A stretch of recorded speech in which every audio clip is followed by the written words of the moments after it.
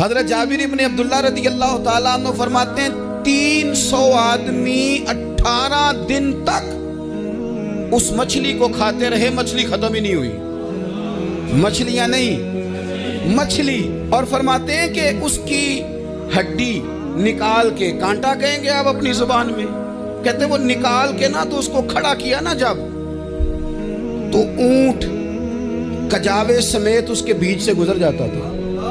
2 उसके कांटे जोड़े।